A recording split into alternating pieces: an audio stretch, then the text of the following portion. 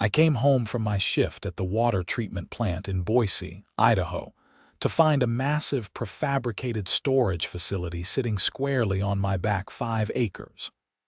The afternoon sun glinted off its corrugated metal roof, and I could hear the beeping of construction vehicles still working on the site. My mouth fell open as I stood there gripping my lunch cooler, watching a small excavator smooth out gravel around the building's perimeter. My name is Zachary Yates, and I had owned this 12-acre property on the outskirts of Eagle, Idaho, for going on 7 years now. The front 7 acres held my modest ranch house, garage, and the small vegetable garden my late wife Emily had planted before the cancer took her 3 years back. The back 5 acres had always been pasture land, where I used to keep a couple of horses until my knees got too bad to ride regularly. After selling the horses last year, I had just been letting the grass grow wild, planning eventually to lease it to a neighbor for hay cutting or maybe get a few cattle. I dropped my cooler on the porch and marched across my property toward the construction site. A chain-link fence had been erected around the entire storage facility, complete with a rolling gate that was currently standing open. 2 workers in hard hats were installing gutters along the roofline, while another was painting lines in what looked like a small parking area. "Hey!" I called out, waving my arms. "What the hell is going on here?" A stocky man in his 50s climbed down from a white pickup truck, clipboard in hand. He had the weathered look of someone who had spent decades in construction, with deep lines around his eyes and a nose that had seen too much sun. "Can I help you?" he asked, not unfriendly but clearly busy. "You can start by telling me why you are building on my land without permission," I said, trying to keep my voice level. My heart was pounding in my chest, and I could feel the familiar tightness that meant my blood pressure was spiking. The man's eyebrows shot up. "Your land. This is HOA property. We have all the permits right here." He flipped through the papers on his clipboard, pulling out a sheet. "See, parcel number 4782B, approved by the Eagle Meadows Homeowners Association Board for community storage facilities." I snatched the paper from his hand and scanned it quickly. The parcel number matched my property, but the ownership listed was Eagle Meadows HOA. "This is wrong. I own this land. I have the deed at my house." The construction foreman's face softened slightly. "Look, buddy, I just build what they tell me to build. If there is an issue with the property ownership, you need to take it up with the HOA. I've got a contract and permits that all checked out with the county. We are scheduled to finish this job by end of week." "Finish?" "You are not finishing anything. This is my property and you are trespassing." He shook his head slowly. "I cannot just stop work based on your say-so. Get me something official from the county or a court order and we will talk. Otherwise, I have got a job to complete." He turned back toward his truck. "Do not walk away from me," I said, my voice rising. "I am telling you this is my land." The foreman paused and looked back at me with something close to sympathy. "Listen, I have been doing this for 30 years. I have seen property disputes before. Sometimes there are easements, or land gets transferred in ways people do not realize. Sometimes HOAs acquire land through unpaid dues or liens. I do not know your situation, and honestly, it is not my problem. I've got contracts, permits, and a deadline. You need to handle this through the proper channels." He climbed into his truck and drove off toward the road, leaving me standing there with his workers still installing gutters. I walked the perimeter of the new building, my mind racing. The structure was enormous, probably 60 feet by 100 feet, with individual storage units built into it. Through the open bay doors, I could see the interior had been divided into at least 20 separate spaces, each with its own roll-up door. This was not some small shed they had thrown up. This was a serious commercial operation that must have cost well into six figures.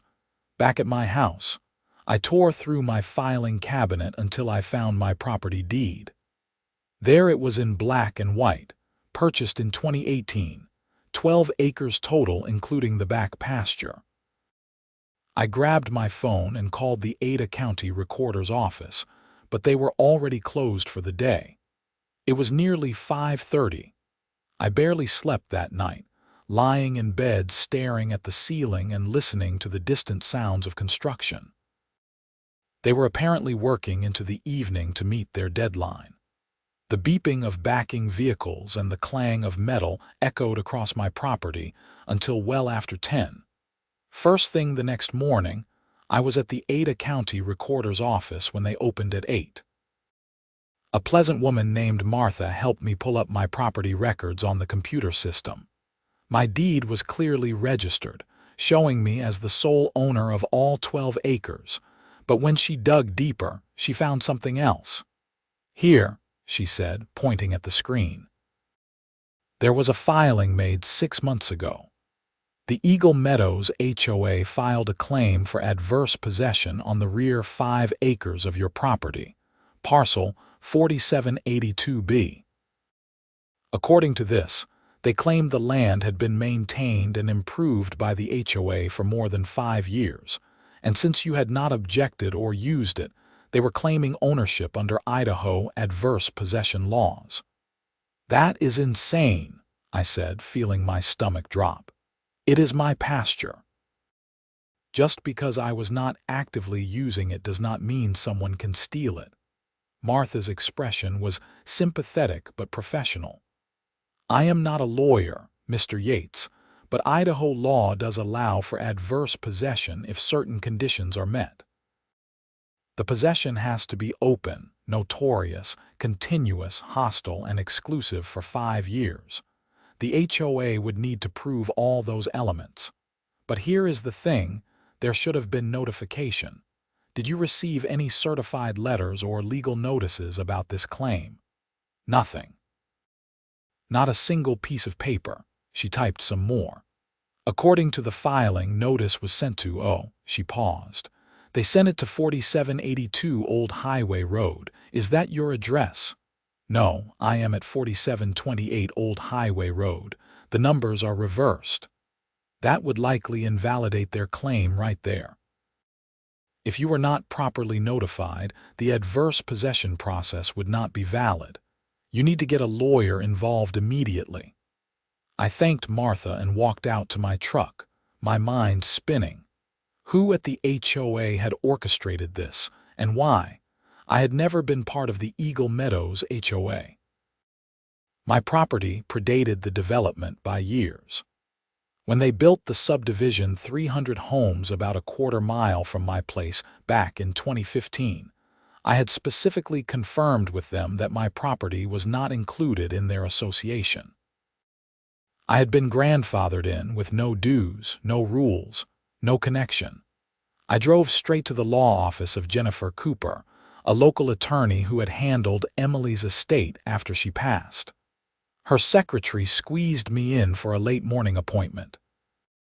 Sitting in Jennifer's office, I laid out the entire situation while she took notes. Jennifer was in her early 40s, sharp as a tack, with red hair she kept pulled back in a practical ponytail. She listened without interrupting, her pen flying across her legal pad.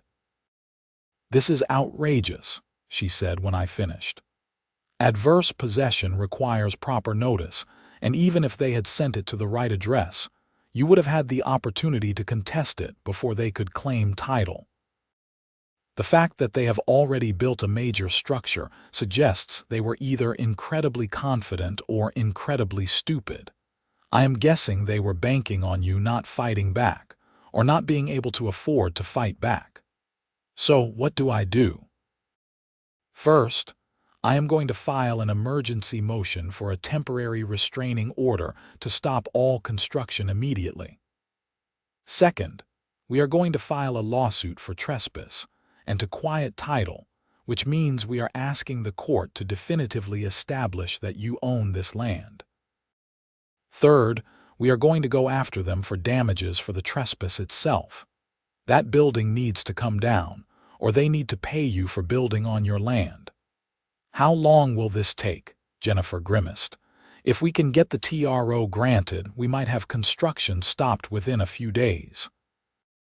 But the overall case could be months, maybe longer if they fight hard. These HOA cases can get messy because they often have insurance and legal budgets. They will throw up every defense they can think of." "Do it," I said. "I do not care what it costs. They cannot just steal my land. I need a retainer of $5,000 to get started." I wrote the check, my hand shaking slightly. That was a big chunk of my savings, but I could not let this stand.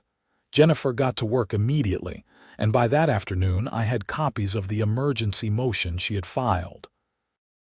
She had also sent a cease and desist letter directly to the construction foreman, the HOA board, and the county building inspector. I drove back to my property to deliver a copy of the cease and desist in person. This time, a woman was there standing next to a silver Lexus SUV, talking to the construction foreman. She was probably in her late 40s, with blonde hair styled in that particular way that screams expensive salon, wearing white capris and a turquoise blouse. She had the look of someone used to getting her way. "Excuse me," I called out, approaching them. "Are you with the HOA?" She turned to face me, her eyes narrowing. "I am Karen Rutherford, president of the Eagle Meadows Homeowners Association board." "And you must be Mr. Yates, the one causing all this trouble." "Causing trouble? You built on my land without permission." Karen's laugh was sharp and condescending. "Your land? Mr. Yates, this property has been maintained and improved by our association for years. You abandoned it. Under Idaho law, that makes it ours now." "I did not abandon anything. It is my pasture. A pasture you have not used, have not maintained, and have not paid association dues on despite being within our community boundaries. I am not in your community. My property is not part of Eagle Meadows." "That is where you are wrong." Karen pulled out her own folder, producing a map. "See this boundary line? Your property falls within the expanded service area established in 2019. All properties within this boundary are subject to association rules and dues." "I never agreed to that." "You did not have to. It was approved by the County Planning Commission. If you had been paying attention and paying your dues, you would have known about this." "I never received any notification about dues. We sent multiple letters to the wrong address, and you know it." Karen's smile did not waver. "That sounds like a problem with the Postal Service, not with us. We followed proper procedure. Now, if you will excuse me, we have work to complete. This storage facility is scheduled to open next month, and we already have a waiting list of residents who need space." I pulled out the cease and desist letter and handed it to her. "You are going to want to read this. My attorney has filed for an emergency restraining order. If you continue construction, you will be in contempt of court." Karen barely glanced at the letter before handing it back. "We have lawyers too, Mr. Yates. Good ones. This will be dismissed. I suggest you accept reality, and maybe we can work out a deal where you get one of the storage units at a discount." She turned to the foreman. "Continue working. Do not let this man interfere." "Madam," the foreman said uncomfortably, "if there is legal action, I need to check with my company. We do not want to get caught in the middle of a court case." Karen's pleasant demeanor evaporated. "You have a contract. I expect you to honor it." "And I will, but if a judge issues a restraining order, we have to comply. That is just how it works." I left them arguing and went back to my house, feeling somewhat satisfied that at least I had put them on notice. But the satisfaction faded quickly as I watched them continue working the rest of the day. The restraining order had not been granted yet. 2 days later, Jennifer called me with mixed news. The good news is the judge took our motion seriously. The bad news is he wants to hold a full hearing before granting the TRO. That hearing is scheduled for next week. In the meantime, he strongly suggested the construction stop, but he would not issue an emergency order without hearing both sides. So they can keep building. Technically, yes, but they would be taking a big risk. If the judge rules in your favor, they would have to tear it all down at their own expense. But they did not stop. Over the next week, the storage facility was completed, painted, and landscaped. They installed security lights, paved the parking area, and put up a large sign. Eagle Meadows Community Storage now leasing. The hearing finally came. Jennifer and I sat on one side of the courtroom, while Karen Rutherford and 3 other HOA board members sat on the other side with their attorney, a slick-looking guy in an expensive suit named Bradley Morrison. Judge Patricia Hendricks was a no-nonsense woman in her 60s who had a reputation for not tolerating games in her courtroom. She reviewed the motions in front of her before looking up. "Let me see if I understand this correctly," she said. "The HOA claims it acquired this property through adverse possession, but Mr. Yates claims he was never properly notified and still owns the land. Is that the essence of this dispute?" Both attorneys confirmed that was correct. "Mr. Morrison, walk me through your adverse possession claim." Bradley Morrison stood smoothly. "Your Honor, the Eagle Meadows HOA has maintained the property in question since 2018. We mowed it regularly, installed drainage improvements, and treated it as part of our common areas. The property owner, Mr. Yates, never objected, never used the property himself, and never responded to our notices. After 5 years of open and notorious possession, we filed the adverse possession claim as required by Idaho Code Section 5210. And the notices. There is a dispute about the address. We sent notices to the address on file with the county tax assessor. If that address was incorrect, that is not our responsibility." Judge Hendricks turned to Jennifer. "Miss Cooper, Your Honor, the address issue is critical. The notices were sent to 4782 Old Highway Road. My client's actual address is 4728 Old Highway Road. The numbers are transposed. A simple check of any current records would have shown the correct address. This was either negligence or intentional. Either way, Mr. Yates never received proper notice, and therefore the adverse possession claim is invalid. Moreover, even if notice had been proper, the HOA's actions do not meet the requirements for adverse possession. They did not have exclusive possession. Mr. Yates accessed the property regularly. They did not have hostile possession. There was never any confrontation or assertion of rights until the adverse possession filing. And critically, Your Honor, even if somehow their claim had merit, they have now built a substantial structure on disputed property before any court has determined ownership. That is trespass, plain and simple." The judge looked at Morrison. "Did your client verify the address before sending the notices?" "We used the county records, Your Honor." "That was not my question. Did you verify it?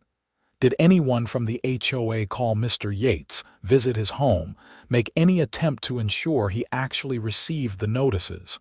Morrison hesitated. "The statutory requirement is to send notice to the address of record." "I will take that as a no." Judge Hendricks made some notes. "Here is what I am going to do. I am granting a temporary restraining order against the HOA. No further construction, no leasing of units, no use of the facility until this matter is resolved. I am setting a full evidentiary hearing for 6 weeks from today. At that hearing, we will determine once and for all who owns this property. In the meantime, both parties will conduct full discovery. I want to see records of every mowing, every notice, every communication. Mr. Morrison, if your client has been playing fast and loose with property rights, you better hope you have documentation to back up every claim. Miss Cooper, same goes for your client. I want proof of his ownership and his use of the property. Any questions? There were none. We all stood as the judge left, and I felt a wave of relief wash over me. At least the bleeding had been stopped. Outside the courthouse, Karen Rutherford intercepted me on the steps. "You are making a huge mistake," she said, her voice tight with anger. "You cannot win this. We have invested over $200,000 in that facility. Do you really think a judge is going to make us tear it down? If it is on my property, yes. Even if you somehow win, it will cost you everything you have in legal fees. We have deep pockets, Mr. Yates. We can drag this out for years. Is your pride really worth losing your home? Is your illegal land grab worth going to jail for fraud?" I shot back. "Because that is where this is heading if you do not back down." Karen's face flushed red. "How dare you? We have done nothing wrong. We followed the law exactly. You sent notices to the wrong address on purpose and you know it. That is fraud." "Prove it," she hissed, then turned and stalked away to where the other board members were waiting. Jennifer touched my arm. "Do not engage with her. Let me do the talking from now on. People like that will try to provoke you into doing something stupid." Over the next 6 weeks, the discovery process was intense. Jennifer subpoenaed records from the HOA going back 7 years. What we found was disturbing. The HOA had not just targeted my property. They had tried similar adverse possession claims on 3 other properties bordering the subdivision, though those owners had either sold out or settled for some kind of deal. More importantly, we found emails. In a chain from 8 months ago, Karen had explicitly discussed my property with another board member named Susan Fletcher. The email read, "The Yates property is perfect for storage facility. Property owner is widower, works full-time, rarely home. Back pasture unused. Tax records show 4728, but we should send notices to 4782. If he doesn't respond, we proceed with adverse possession. By the time he figures it out, facility will be built, and he will have to accept settlement rather than expensive litigation." Jennifer had actually gasped when she found that email during our review session. "This is gold. This proves intentional fraud. They deliberately sent notices to the wrong address knowing you would not receive them. Can we use this in the hearing?" "Absolutely. And I am going to file an amended complaint adding fraud and potentially criminal charges. This changes everything." The evidentiary hearing was scheduled for a full day. The night before, I barely slept, running through everything in my mind. The next morning, I put on my best suit, a dark blue one I had worn to Emily's funeral and had not touched since, and met Jennifer at the courthouse. The hearing room was more crowded this time. Several Eagle Meadows residents had shown up, apparently concerned about what would happen to their planned storage units. Karen was there with her full board. Susan Fletcher, a pinched-looking woman in her 50s, Robert Chen, a nervous Asian man who kept adjusting his glasses, and Donald Marsh, a heavy-set guy who looked like he would rather be anywhere else. Judge Hendricks took the bench and we began. Jennifer presented our case methodically. She showed my original deed, county records confirming continuous ownership, tax records showing I had paid all taxes on the full 12 acres every year. She presented photographs I had taken over the years showing the pasture, including some with my horses and later ones after I sold them where you could see the grass growing naturally. Then came the emails. When Jennifer projected the smoking gun email on the screen, I watched the color drain from Susan Fletcher's face. Donald Marsh actually put his head in his hands. Only Karen remained stoic, though I noticed her jaw was clenched tight. "Your Honor," Jennifer said, "this email clearly shows premeditation and intent to defraud. The HOA board deliberately sent notices to an incorrect address to prevent Mr. Yates from responding. This was not an innocent mistake. This was a calculated scheme to steal his property." Bradley Morrison tried to recover. "Your Honor, this email is taken out of context. My clients were simply discussing various properties that might be suitable for community needs. The address issue was an unfortunate error, but there is no proof anyone intentionally used the wrong address." "Except the email literally says we should send notices to 4782, Judge Hendricks said dryly. "That sounds pretty intentional to me, Mr. Morrison. Do you have any explanation for that specific language?" Morrison faltered. "I would need to consult with my clients about the specific meaning of that phrase." "You do that during the lunch break," the judge said. "We are taking an hour recess." When we reconvened, the atmosphere had shifted.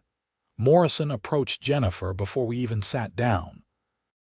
"My clients are prepared to discuss settlement." "No settlement," I said firmly before Jennifer could respond. "I want my property back, and I want them held accountable." Jennifer nodded. "My client is not interested in settlement at this time, Mr. Morrison. If your clients want to make an offer, it needs to include removal of the structure at their expense and significant damages for the trespass and fraud." The hearing continued. Karen took the stand, and Jennifer cross-examined her mercilessly. "Miss Rutherford, did you personally approve sending the adverse possession notices to 4782 Old Highway Road?" "I approved sending notices, yes. To that specific address." "I do not recall the specific number." Jennifer pulled out another document. "This is your signature on the notice preparation form, dated 6 months ago. The address listed is 4782. Did you sign this?" Karen studied it. "Yes, that is my signature." "And did you verify this address before signing?" "I relied on the information provided by our property manager." "Who was the property manager at that time?" "Susan Fletcher." Susan was called next. Her testimony was damaging to their case. Under Jennifer's questioning, she admitted she had pulled the address from county tax records, but had noticed it did not match other records she found online. When she brought the discrepancy to Karen, she was told to use the tax record address. "So you knew there was a conflict?" Jennifer pressed. "I knew there were 2 different addresses in different databases, yes." "And you did not attempt to verify which was correct?" "I was told the tax record was the official address." "By Miss Rutherford?" "Yes." "Even though a simple drive to the property would have shown the actual address on the mailbox," Susan's voice was barely a whisper. "Yes." The judge called for a brief recess and asked both attorneys to approach the bench. I could not hear what was said, but when they came back, Morrison looked defeated. Judge Hendricks addressed the courtroom. "I have heard enough testimony to make some preliminary rulings. First, it is clear that Mr. Yates is and has always been the legal owner of the property in question. The adverse possession claim is denied for multiple reasons, primarily the failure to provide proper notice. Second, the evidence suggests this failure was not accidental but intentional, which constitutes fraud. I am ruling in favor of Mr. Yates on his quiet title action. The property is his, free and clear." Relief flooded through me, but the judge was not done. "Now we come to the question of the storage facility. Mr. Morrison, what do your clients propose?" Morrison stood slowly. "Your Honor, we request time to negotiate with Mr. Yates for either an easement or a lease arrangement. The structure is completed, and removing it would be tremendously costly." "That is not Mr. Yates' problem. That is your client's problem for building on property they did not own. However, Mr. Yates, the court cannot force you to lease your property. But if you are open to negotiation, now would be the time to consider it. Otherwise, I will order the structure removed at the HOA's expense within 90 days. I leaned over to Jennifer. What do you think? It is your call, but we have them over a barrel. If you are willing to lease it, we can demand very favorable terms and substantial damages. If you want it gone, they have to remove it. I thought about it. The storage facility was actually well built. It was not an eyesore, and if I could make money off their mistake, why not? I would consider a lease, I said, but it needs to be on my terms. The judge nodded. I am going to order mediation. Both parties will meet with a court-appointed mediator within 2 weeks to negotiate a resolution. If you cannot reach an agreement, Mr. Yates has the option to demand removal of the structure. Any damages for trespass will be determined after we see whether a lease agreement is reached. Court is adjourned. The mediation session was held in a conference room at the county building. The mediator was a retired judge named Harold Simpson, who had a reputation for being fair but firm. Karen attended with the full HOA board and Morrison. I came with Jennifer. Judge Simpson laid out the ground rules. Gentlemen, lady and gentlemen, we are here to find a mutually acceptable solution. Mr. Yates holds all the cards legally. The property is his, but he has indicated willingness to discuss a lease. The HOA needs to make this worth his while, or the building comes down. Let us start with proposals. Morrison spoke first. We propose a 10-year lease at fair market value for raw land in this area, which our appraiser values at approximately $500 per acre annually. For 5 acres, that would be $2,500 per year. I actually laughed. You are joking, right? You built a $200,000 facility on my land without permission, and you want to pay me what I would get for someone cutting hay. What figure did you have in mind? Judge Simpson asked me. Jennifer and I had discussed this extensively. $5,000 per month, I said. $60,000 per year. 20-year lease with annual increases tied to inflation, plus $100,000 in damages for the trespass and fraud. Karen exploded. That is highway robbery. We will never agree to that. Then tear down the building, I said calmly. Your choice. Judge Simpson held up his hands. Let us take a break and let both sides consider their positions. During the break, I walked outside to get some air. Donald Marsh, the board member who had looked so uncomfortable during the hearing, followed me out. Mr. Yates, can I talk to you for a minute? Sure. I want you to know that I voted against this whole thing from the start. When Karen proposed going after your property, I told them it was wrong and probably illegal, but I was outvoted. Susan and Robert went along with whatever Karen wanted, and you need a majority to block something. Then why are you still on the board?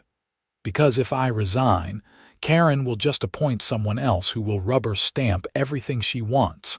At least this way I can try to be a voice of reason, for whatever that is worth. He looked miserable. I know you have no reason to help us out of this mess, but I am asking you to be reasonable with the lease terms. The HOA is funded by resident dues.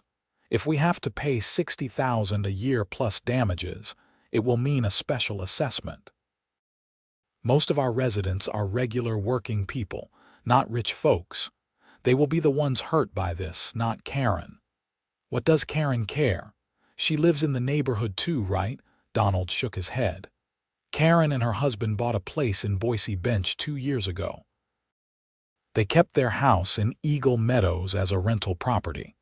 She pays the minimum dues on it, but she would not be affected by a special assessment the way the rest of us would. That was interesting. So why is she still board president if she does not even live there? The bylaws say you just have to own property in the community, not live there, and she loves the power. She has been president for 6 years and treats it like being mayor. I considered this. I need the damages payment. They committed fraud, and I need to be compensated for what I spent on attorneys and for the stress this caused. But I could be flexible on the lease amount if the HOA is willing to meet in the middle. Thank you, Donald said with obvious relief. I will talk to the others. Back in the mediation room, Judge Simpson could tell something had shifted. Are we ready to negotiate in good faith? Morrison nodded. We are prepared to offer $2,000 per month, $24,000 annually for a 20-year lease, and $50,000 in damages. $3,000 per month, I countered. $36,000 annually, $75,000 in damages, and Karen Rutherford resigns from the board. What? Karen shot to her feet. You cannot demand that. Actually, Judge Simpson said mildly, he can demand whatever he wants in the negotiation. You are free to refuse, of course, and have the building removed instead.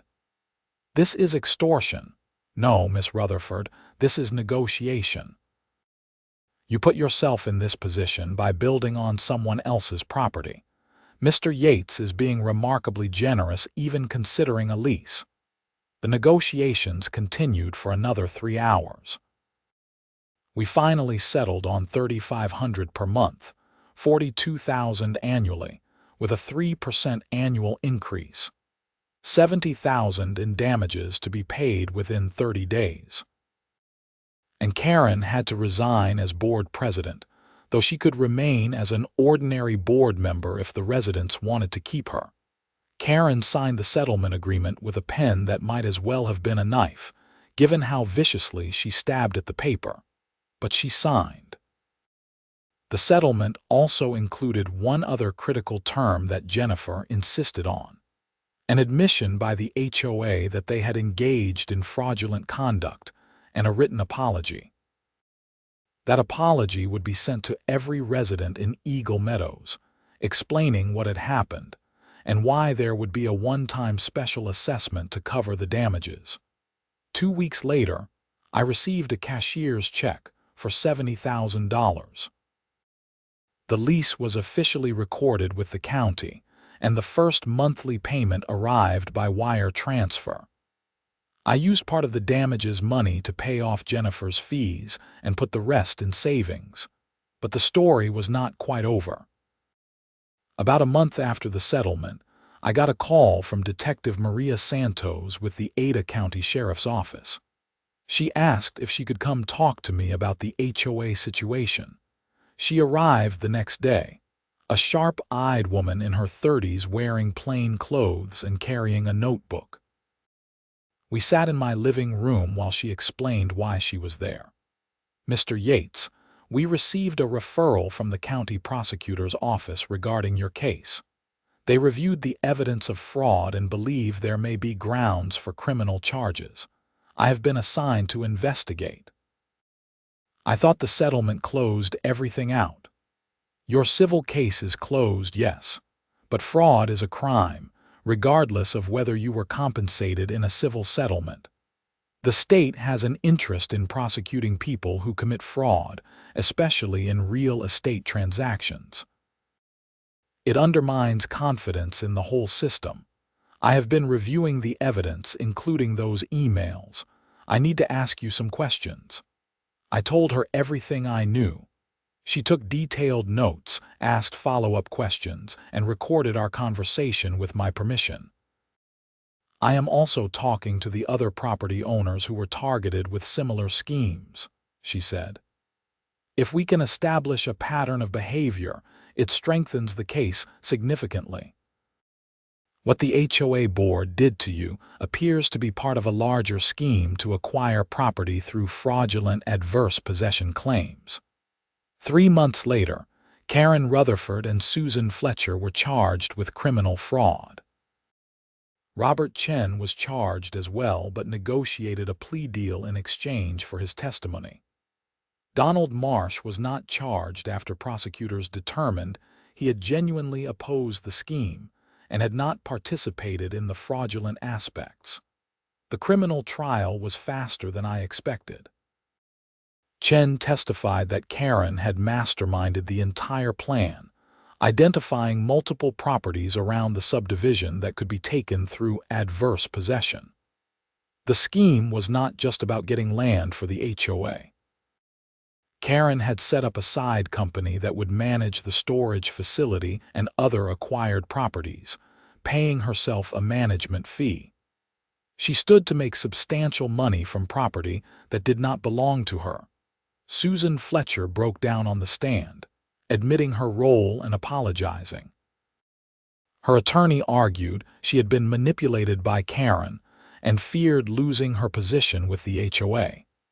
The jury was not sympathetic. Both Karen and Susan were convicted of multiple counts of fraud and attempted theft by deception. Karen received a sentence of 3 years in prison and was ordered to pay restitution to all affected property owners. Susan got 18 months and probation.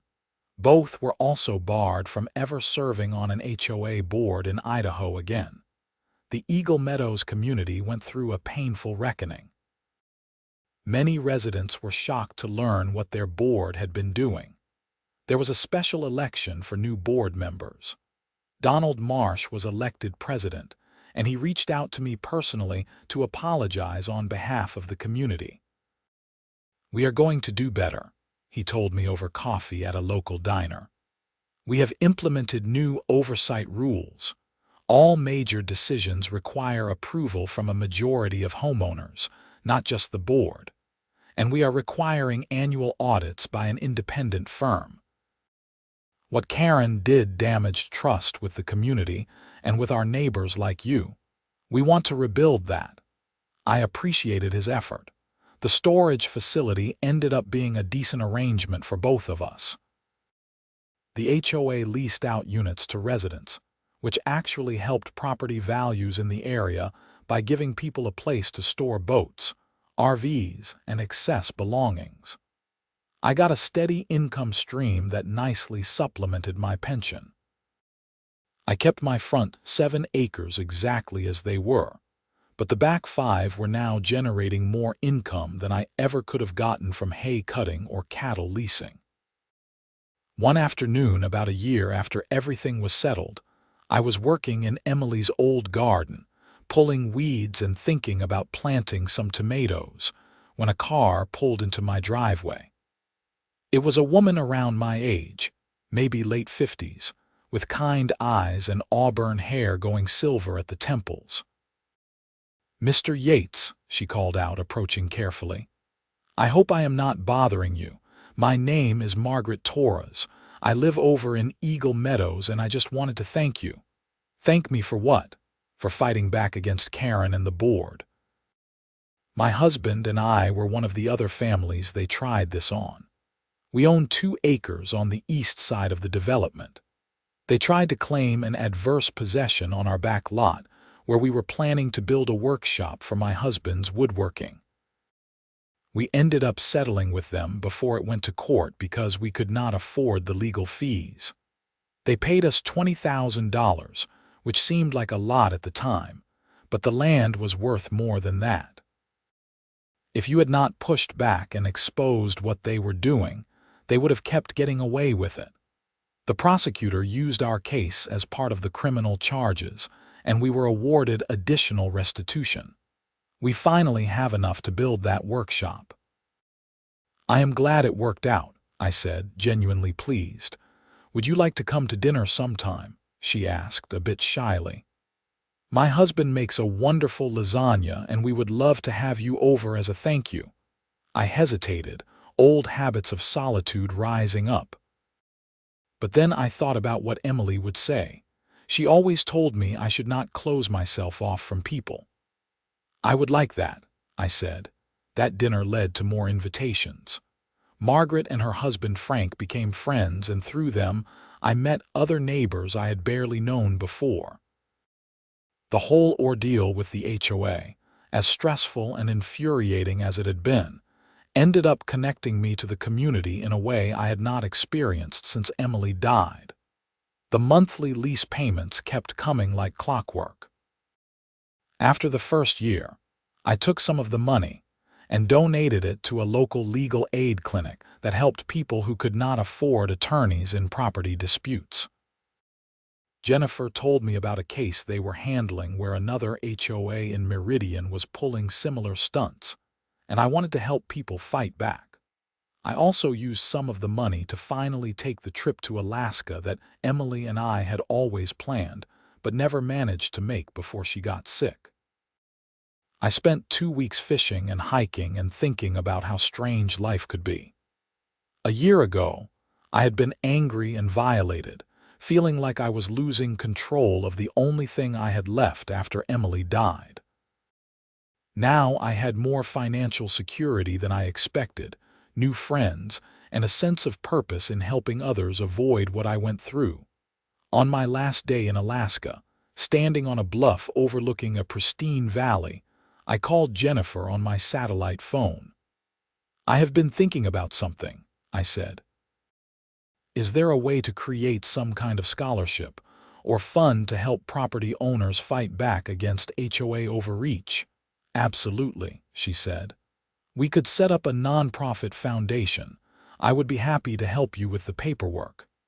Back in Idaho, we did exactly that. The Yates Property Rights Foundation started small, just with some of my settlement money and lease income, but word spread. Other people who had dealt with HOA nightmares donated.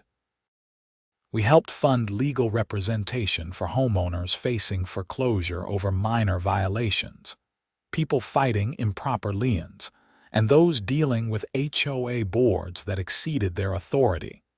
Karen Rutherford served her full 3-year sentence. I heard through the grapevine that her husband divorced her while she was in prison, and she moved out of state after her release. Susan Fletcher served her time and apparently became an advocate for HOA reform, speaking to community groups about the dangers of unchecked board power. The storage facility continued to operate successfully. The HOA hired a professional management company rather than trying to run it themselves, which worked out much better for everyone. My monthly checks arrived on time, every time. I even rented one of the units myself to store some of Emily's things I was not ready to part with but did not want cluttering the house. 5 years after the whole ordeal started, I stood in my front yard watching the sunset over the mountains and thought about how everything had changed. My pasture land, which I had mostly ignored, had become the center of a legal battle that exposed corruption, led to criminal convictions, resulted in HOA reforms across the county, and somehow brought me back to life after years of just going through the motions. The fence I installed after the settlement had become a boundary I was proud of. On one side was my private space, the home I had shared with Emily and would always cherish. On the other side was the storage facility, a monument to both the greed of people who thought they could take what was not theirs and the power of standing up for what was right. I never did get any more horses. My knees would not have handled it. But I started volunteering at a therapeutic riding center for kids with disabilities, helping maintain their facility, and occasionally leading horses for the students. It felt good to be around horses again, even if I was not riding them. Margaret Torres and I became close over those years, though it took a long time before either of us was ready for it to be anything more than friendship. We both carried grief from losing spouses, and neither of us wanted to rush. But eventually, friendship deepened into something else, and we figured out how to make room for new love while still honoring the old. The Eagle Meadows community thrived under better leadership. Property values increased, and the neighborhood became known as one of the better-run HOA communities in the area. Ironically enough, they used my situation as a cautionary tale in their new board member training. This is what happens when boards exceed their authority and forget they serve the homeowners, not rule them. I never moved from my house on Old Highway Road. Why would I? It was home. But instead of feeling isolated and separate from the surrounding development, I felt connected. The monthly income from the lease gave me financial breathing room I had not had before. The foundation work gave me purpose. The friendships gave me community. Every month when the lease payment arrived, I would think about that moment when I first saw the storage facility on my land, that shock and anger and feeling of violation. It had been real and justified. But if someone had told me then that 5 years later I would be grateful for how everything turned out, I would have thought they were crazy. Life has a way of surprising you. Sometimes people try to take what is yours. Sometimes you have to fight back hard and not back down. Sometimes you win battles you did not think you could win. And sometimes, in the process of defending what you have, you end up with something better than you started with. I never forgot the lesson, though. When you own something, you protect it. You do not let people bully you or steal from you, no matter how official they sound or how expensive their lawyers are. Property rights matter. Standing up for yourself matters. And sometimes, just sometimes, doing the right thing and refusing to be pushed around can change not just your own life but your whole community for the better. The storage facility still sits on my back 5 acres. The lease has 15 years left on it, with those annual increases built in. By the time it expires, I will be in my 70s, and I honestly have no idea what I will want to do with the land then. Maybe I will renew the lease. Maybe I will have them tear it down and plant wildflowers. Maybe I will donate it to the county as a park. But that is a decision for future me. Present me is content with how things turned out, with the knowledge that when someone tried to steal from me, I fought back and won. Not just in court, but in building something positive from something that started out so wrong. Karen Rutherford tried to take my land and got a prison sentence. I kept my land and gained a purpose. I would say that is a pretty good outcome, all things considered. And every month when that lease payment hits my account, I smile and think about Karen signing that settlement agreement with such anger in her eyes, never realizing that she had actually done me a favor. She forced me to fight, to reconnect, to build something new. My land stayed mine. The building that never should have been built became a source of income and community benefit, and the people who tried to commit fraud went to prison where they belonged. Justice served, and life went on better than before.